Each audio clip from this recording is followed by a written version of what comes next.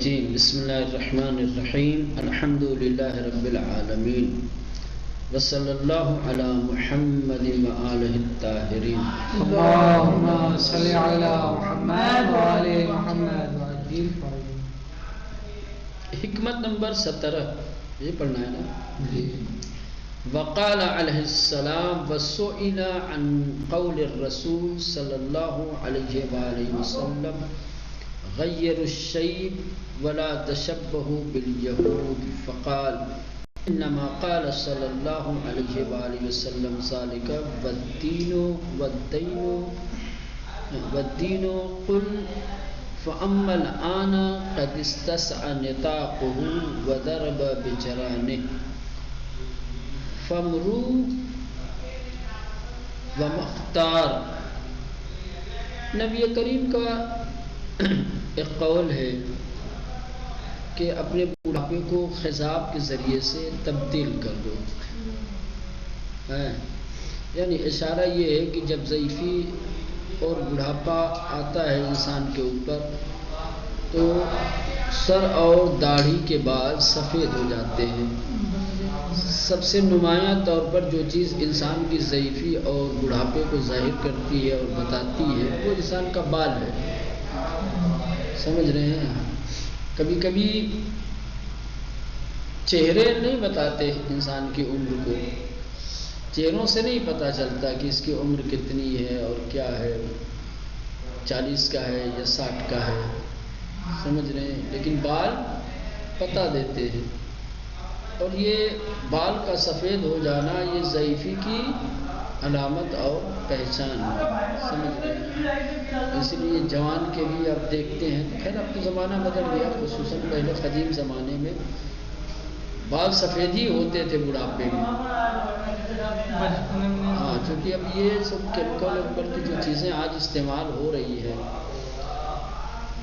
صابن ہے، شیمپو ہے، طرح طرح کے جیل جو لوگ استعمال کرتے ہیں، طرح طرح کے کلر جو لگاتے ہیں، یہ وقت سے پہلے انسان کے بال کو سفید کر دیتے ہیں.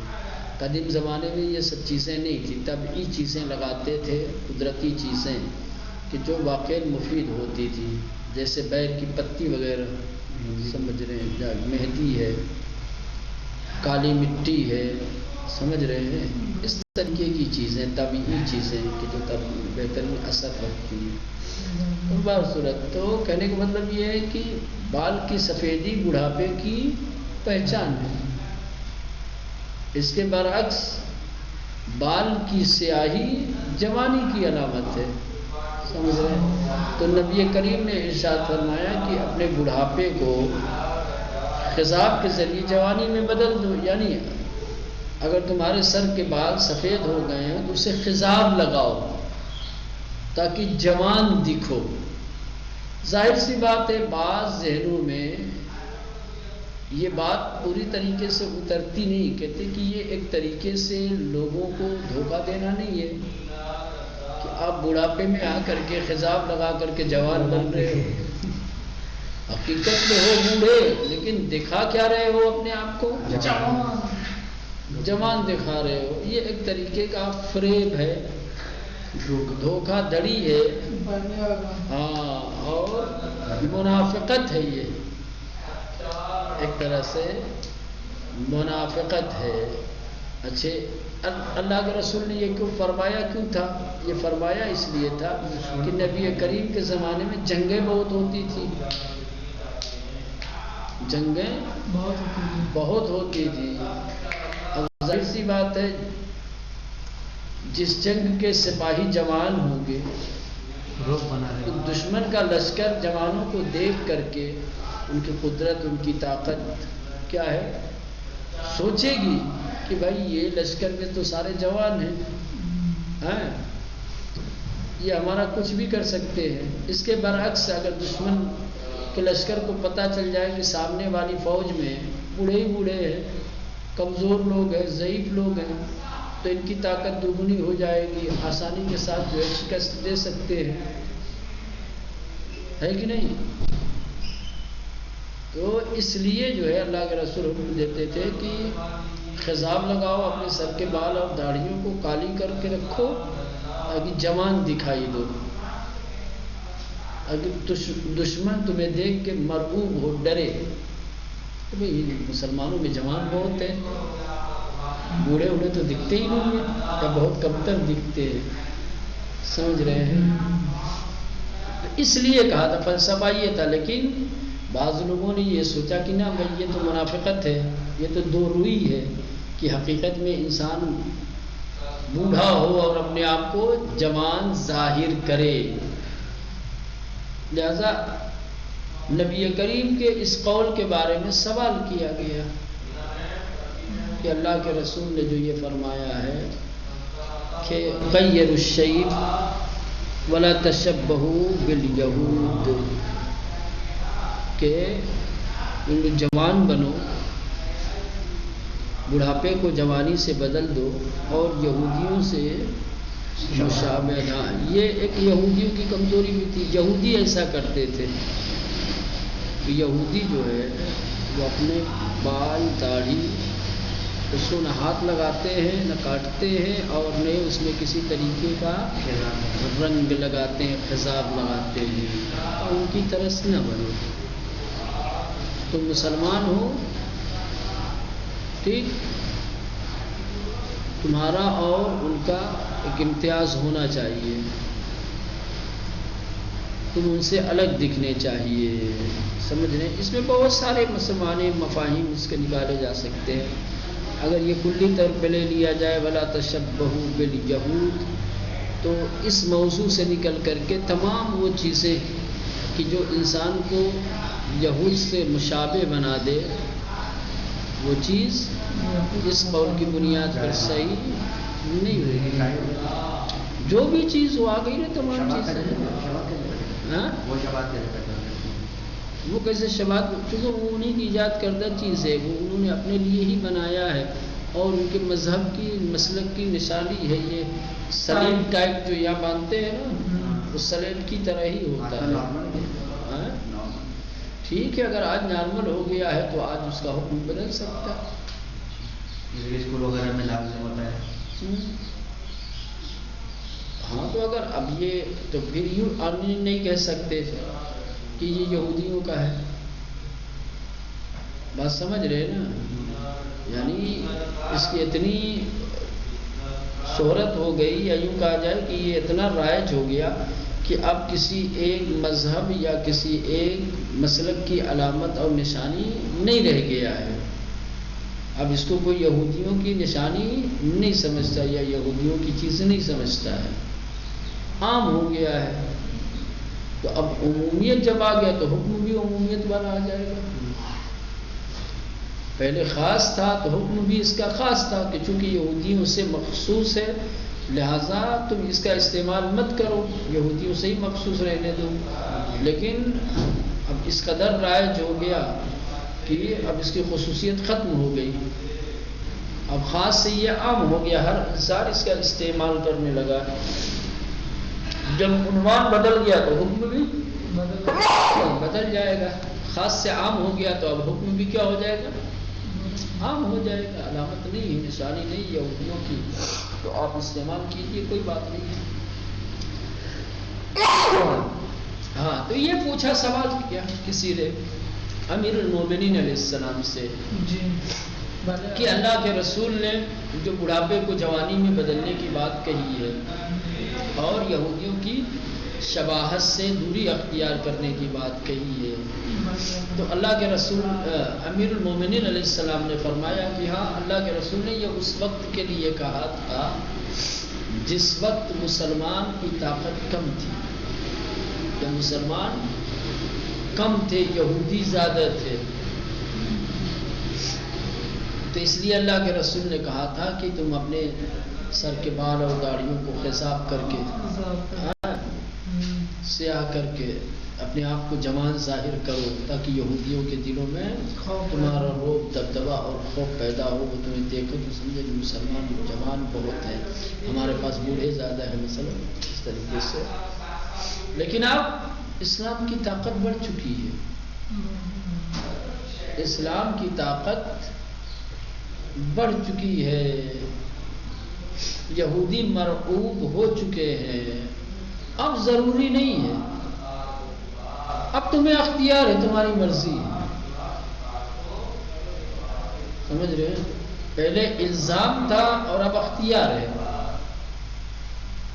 پہلے الزام تھا اور اب یعنی پہلے اپنے لیے لازم سمجھو، بہتر ہے، اچھا ہے کہ تم ایسے رہو، سمجھ رہے ہو؟ الزام کے مراد یہ کہ ترجیح رکھتا تھا یہ عمل، پسندیدہ تھا یہ عمل، لیکن اب تمہاری ثواب دید پر ہے، تمہارے اختیار میں ہے، تمہیں پسند ہے حساب کرنا تو کرو، نہیں پسند ہے تو مت کرو، تمہارا جی چاہتا ہے تو کرو، سلطان اختیار ہے۔ وسئل عن قول الرسول، امیر المومنین علیہ السلام سے قول پیغمبر کے بارے میں سوال کیا گیا، سئل سوال کیا گیا، ٹھیک، کس نے سوال کیا؟ یہ کس نے سوال کیا ہے، سائل کون ہے نہیں معلوم، چونکہ مجہول ہے نا تو فاعل نہیں پتا، سئل سوال کیا گیا، عن قول الرسول نبی کریم کے قول کے بارے میں، نبی کریم کا قول کیا ہے؟ غیر الشیب، کیا ہے؟ غیر الشیب، اپنے بڑھاپے کو جوانی سے بدل دو، اپنے آپ کو جوان بناؤ،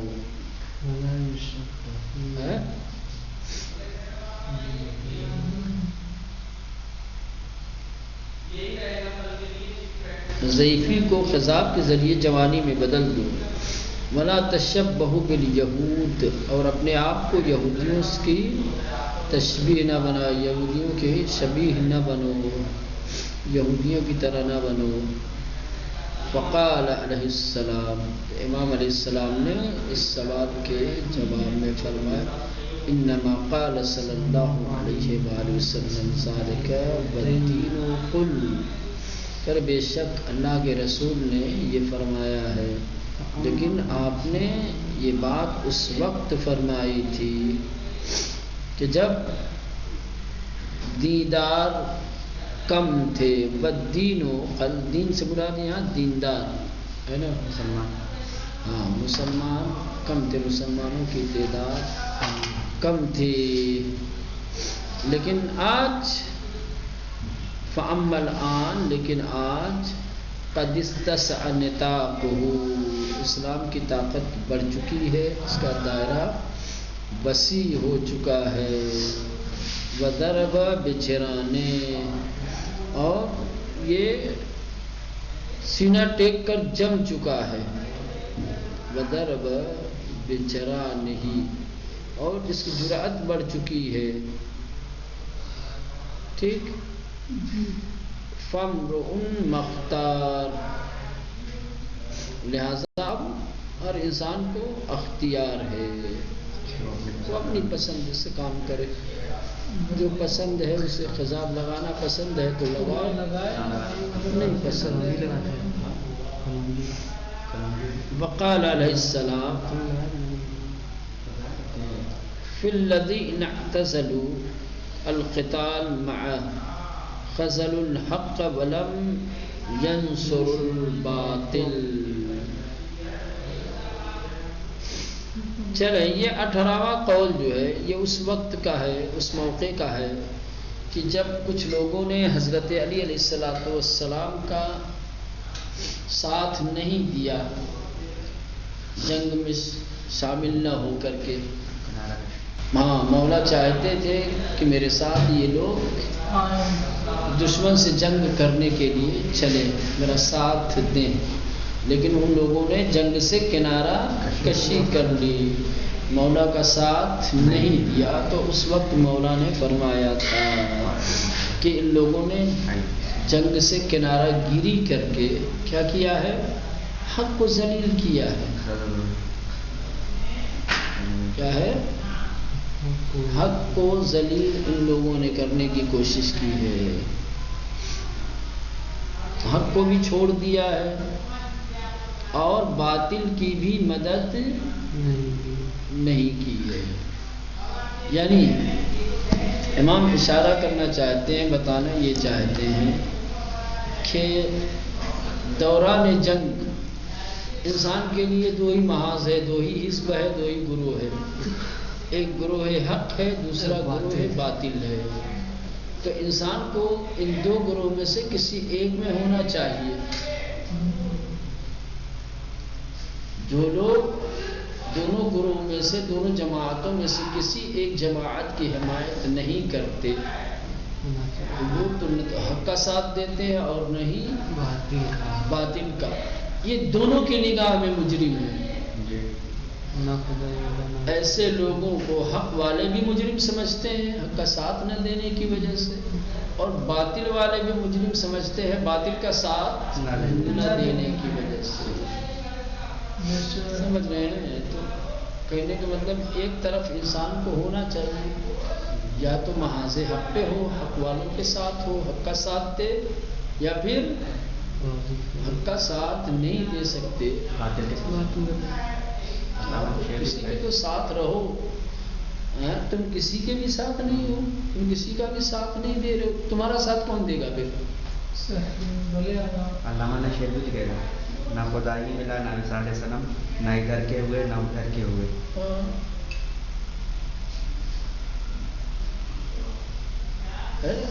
تم جس طریقے سے آج کسی کا ساتھ نہیں دے رہے ہو، تمہارا ساتھ کون دے گا؟ باطل کا ساتھ دے رہا ہے، اس کے ساتھ نہیں دے رہا، یا تو ادھر ہو جائے یا تو ادھر ہو جائے۔ وہاں سے حق و باطل میں ایک طرف ہونا انسان کے لیے ضروری ہے۔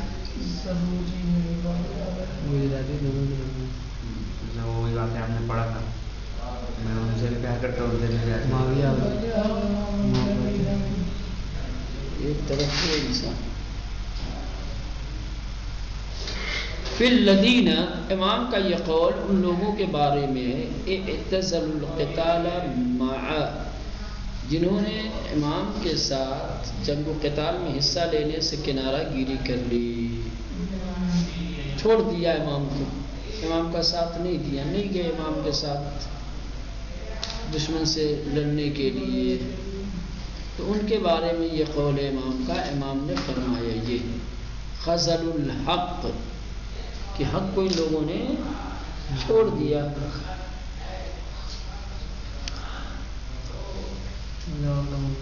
حق کو ان لوگوں نے چھوڑ دیا، رہا کر دیا، حق کو چھوڑ دیا۔ وَلَمْ يَنْصُرُ الْبَاطِلَ، اور باطل کی بھی مدد نہیں کی۔ ایسے لوگ سب سے بڑے مجرم ہیں اور قابل سرزنش ہیں۔ چلے آخری قول امام کا، آخری حکمت، وقال علیہ السلام من جرا فی عنان عمل اثر باجلی، من جرا فی عنان عمل، عمل کہا جاتا ہے امیدوں کو، خواہشوں کو، تمناؤں کو، ٹھیک، اور اثرات، اثر یعنی لغزش،